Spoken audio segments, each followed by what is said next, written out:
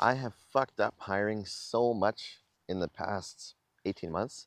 I've made some really wonderful hires, and I've made a lot of not good ones, and I've done a bunch of really not great promotions. And in general, um, I have not been doing the best job um, supporting my team by disciplined management and hiring processes. Um, the one thing that I've done lately that is good though is I started using a system called Workable. I have very well defined hiring processes now. We have uniform assessments.